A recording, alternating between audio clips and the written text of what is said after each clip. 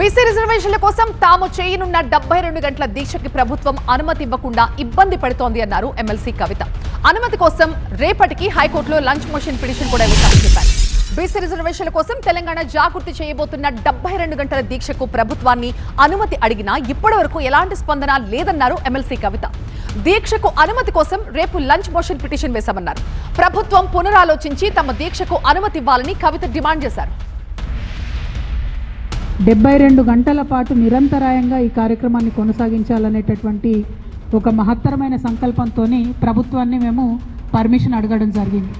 Telangana United పూలే front అట్లానే తెలంగాణ జాగృతి ఇద్దరం కలిసి కూడా ఈ ప్రకటన చేసి ఉన్నాము.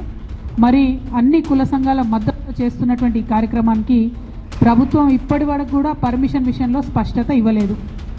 పర్మిషన్ ఇవ్వకపోగా మేము కోర్టుకు వెళ్ళినాం. మరి కోర్టులో రేపు లంచ్ మోషన్లో కోర్టు అవకాశం ఇచ్చింది కాబట్టి మరి కోర్టు అన్నా కనీసం మా పక్షాన నిలబడుతుందని మేము భావిస్తూ ఉన్నాం.